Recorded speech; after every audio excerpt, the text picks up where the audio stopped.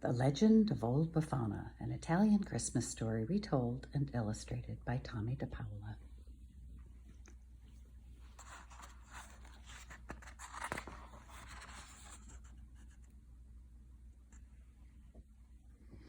In a small house on the outskirts of a small village in Italy lived old Befana. She lived all alone and she wasn't very friendly. If any people dared to knock at her door, she'd never ask them in. "I have no time for visiting," old Befana would say. The children didn't like her either.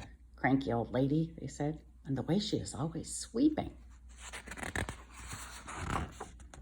That was true. Every day, every morning and afternoon, old Befana would sweep with her broom. She swept her little house, she swept her front step, and she even swept her walk all the way down to the road. Sometimes a delicious smell of things baking would drift from old Befana's house. "Who does she bake for?" her neighbors would ask. And some nights they thought they heard her singing lullabies. "Crazy old Befana," everybody called her. One evening, after old Befana had eaten her dinner and swept her kitchen clean, she began to get ready for bed. She locked the doors and shuttered the windows. Then she climbed into her bed, blew out the lamp, and fell asleep. In the middle of the night, old Befana woke up. The room was bright. "How can that be?" she asked. "My lamp is out, my windows are shuttered, but still my house is filled with light." She got out of bed and crossed the cold floor. When she opened the shutter, a sudden burst of light poured into the room. In the eastern sky, she saw a brilliant star which seemed to grow before her eyes. "Harumph," said old Befana, closing the shutter as tightly as she could. "How am I ever going to get my sleep when the darkness has turned to day?" All night she tossed and turned. She didn't sleep a wink. At dawn, old Befana got up and dressed. She ate her breakfast, then took her broom, as she always did.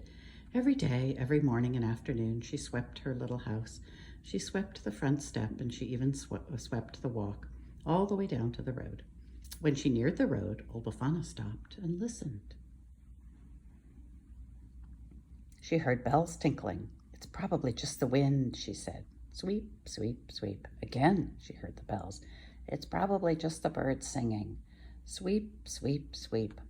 Once more she heard the sound. "My old ears play tricks," she said. Sweep, sweep. Suddenly, over the hill came the most glorious procession old Befana had ever seen. Camels, horses, elephants, and people. A splendid sight. Halfway back rode 3 royal-looking men dressed in jeweled robes, wearing crowns upon their heads.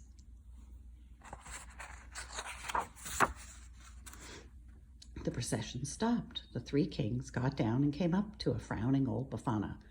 "Please," said one of the kings in a royal voice, "is this the way to Bethlehem?" "How can I say?" said old Befana. "I never heard of it." And she began to sweep. "We are searching for the child," said the second king. "Do you know of him?" "There are many children," said old Befana, sweeping still. "But this one is a king," said the third. "I know nothing of royal matters," she said. "Our books have told us," said the kings, "that when a bright new star appears, the child king will be born in Bethlehem." "The star I have seen," said old Befana. "It kept me awake all night. Now, if you will excuse me, I have work to do." The procession started up again.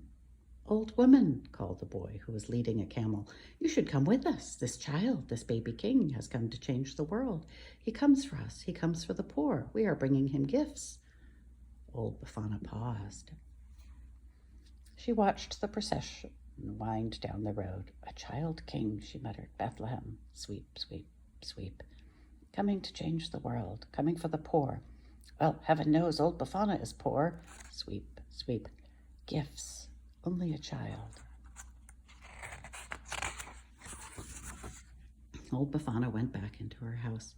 "Perhaps I should go see him. But what do I have to take him?" She put down her broom.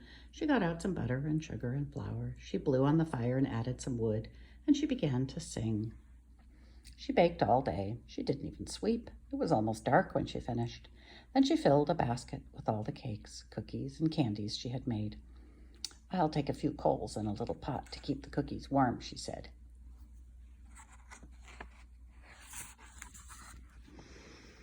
She put on a shawl and opened the door. "And I'll take along my broom to sweep the room clean, for the baby king's mother will be tired." Old Befana stopped. She hadn't swept all day. "It won't take me long," she said. She put down the basket and began to sweep. She swept her little house, she swept her front step, and she even swept her walk all the way down to the road. Then she locked her door and gathered up her basket. She pulled her shawl around her and took up her broom. Old Befana was on her way at last. She ran at first. Ran and ran as fast as her legs would carry her. The sun had set, but still she ran. Now the star shone brightly. Her breath came short, her old legs ached, but still she ran, a little bit slower. At last she sat beside the road. Old Befana could run no more. "I should have left earlier. I'll never catch up," she cried. "And where is Bethlehem?" She closed her eyes and gave a long sigh. "I'll never find the baby king."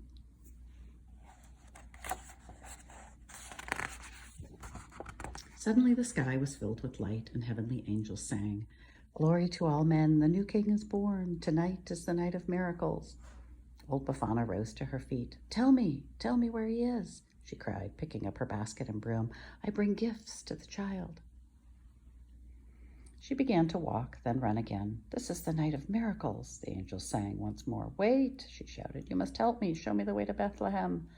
Old Befana began to feel lighter. She ran faster and faster, so fast it took her breath away.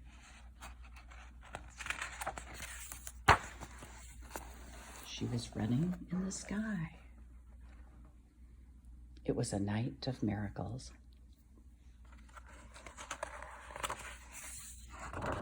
Old Befana never caught up, alas. She never found the child in Bethlehem, but she is searching still to this day.